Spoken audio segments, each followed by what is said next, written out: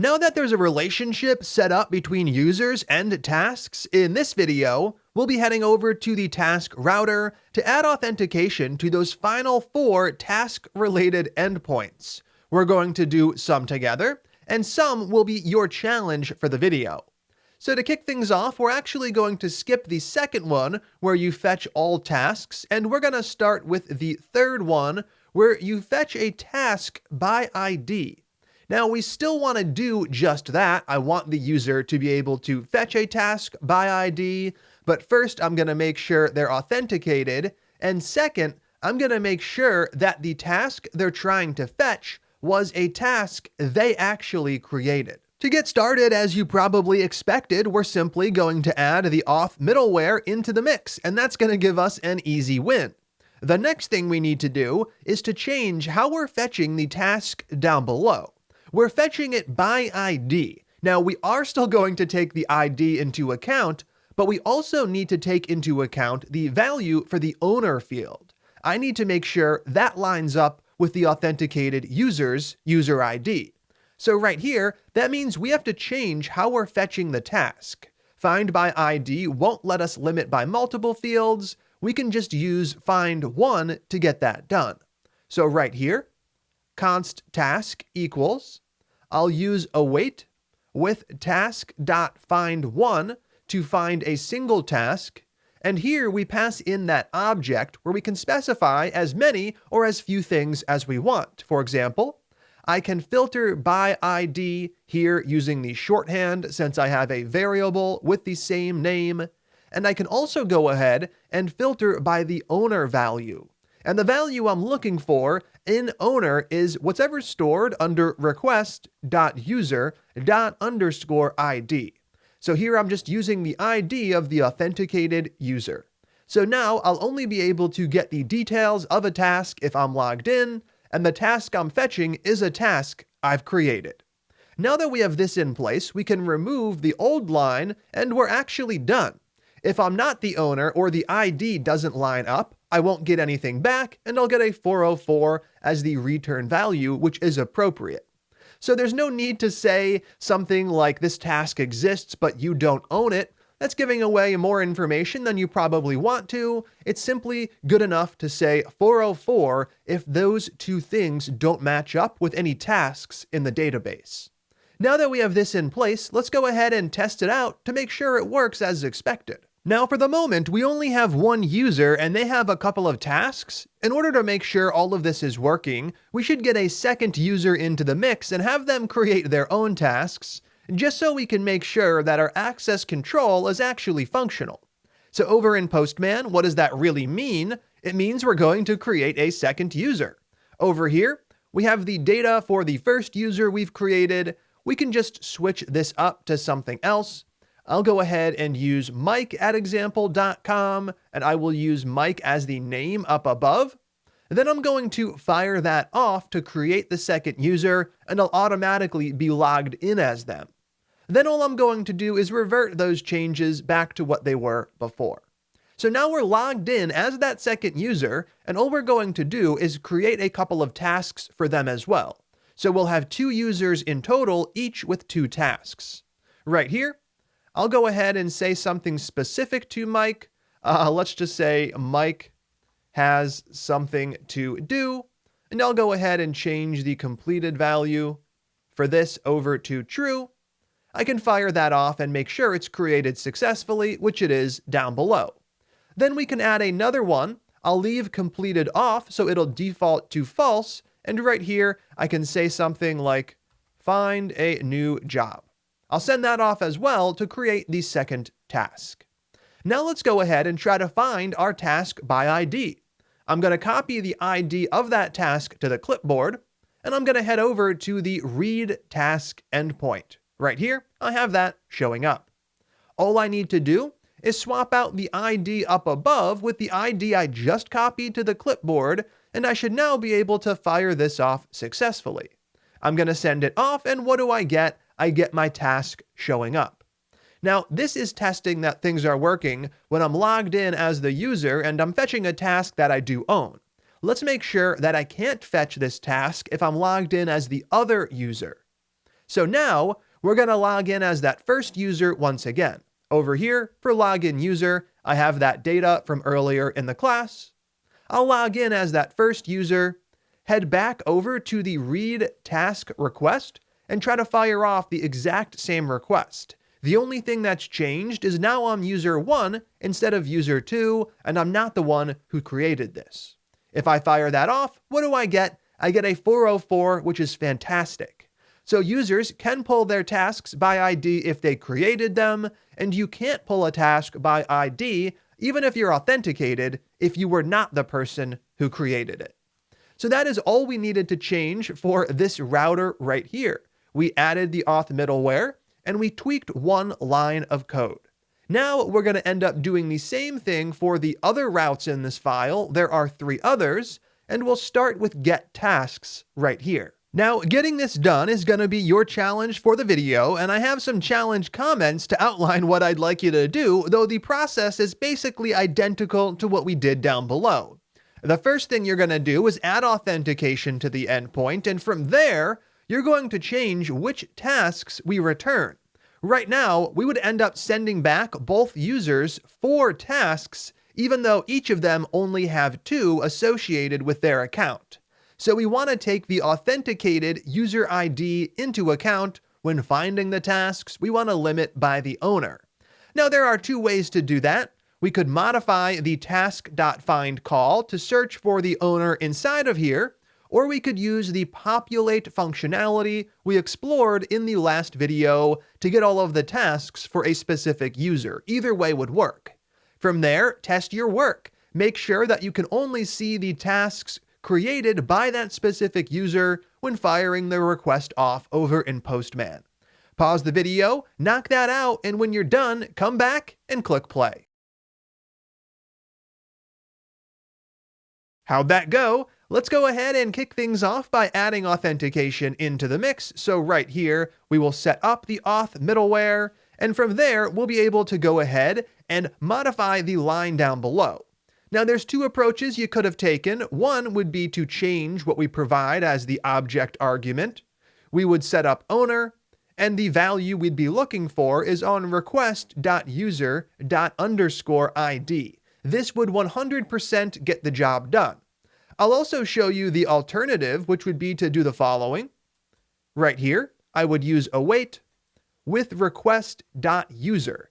Now here, what I'm going to do is populate their tasks. So .populate, populating the tasks exactly like we did in the last video. Then we just call the function we've used before, exec populate. This would also work just as well, and then down below, we would just send back request.user.tasks. So either approach is going to get the job done as long as the endpoint works as expected, then your solution is valid. Up above, I'll remove those challenge comments and we can test things out over in Postman. I'll save the task router. Over in Postman, we can move over to the read tasks endpoint. Here, I'll fire them off while logged in as that first user, and I can see the tasks we created for them. I don't see that task about Mike, and I don't see the task about getting a new job because those were created by the second user, and I'm authenticated as the first user, so I only see the 2 tasks this one actually created. Now that that endpoint is all wrapped up, we can continue down the list. We already knocked out this one. The next one we have right here is the ability to update a task by ID, and we're going to end up working through a similar process to the other 2. Now, this one we'll work through together. Let's start by adding authentication in. And down below, we're going to go ahead and switch how things work. Right now, we are finding the task by ID, which we don't want to do. We want to find it by ID, but also by the owner value. So const task equals await. We are going to await a call to task.find1. We're going to find it by its ID. We get that value exactly where we were getting it before. That is request.params.id and also owner. And owner is going to be request.user._ID. Perfect. So now we're finding the task by a way that takes the owner into account. Now right here, we're actually trying to update the task before we even know if it exists. All I'm going to do is take these two lines and move them below the if statement. So now we'll have that 404 print if no task is found, either because it doesn't exist by the ID or you're not the creator. So now that we have this in place, let's go ahead and test our work and make sure we can update our tasks and that we can't update someone else's tasks. So over in Postman, I'm logged in as that first user and I have a couple of tasks right here. I'm going to go ahead and grab the ID for the second one, go to Office, and I'm going to try to update it. So right here, I'll grab that ID. I'll head over to Update Task and paste that in the URL. Now here, I will switch up the completed value. So if I go back to read tasks, we can see it was false. It was not completed. Over here, I will adjust that over to true. I'm going to fire off the request. Down below, I get a 200 and I can see the updated task. Go to Office is now completed. From here, what I'm going to do is try to update a task that I did not create. So to do this, we could log in as that second user and grab one of those task IDs, or we could do that from over in the database, which is the approach I'll take. I'll go over to the tasks collection and refresh things. And here, the second two, those belong to the other user. So I'm going to right-click one of them and edit it, just so I can copy its ID to the clipboard. Here we have the task that Mike created, find a new job. Once I have that ID, I can head back over to Postman and paste it in up above. Now I'm still logged in as that first user. I should not be able to update this task. Down below, I fire that off, and what do I get? I get a 404 showing up, which is fantastic. So now, all of the routes are converted except for the final one, which is the route for deleting a task by ID. Right here, this is going to be your second challenge for the video. So what are you going to do? You're going to do the same sort of thing we've done 3 times already.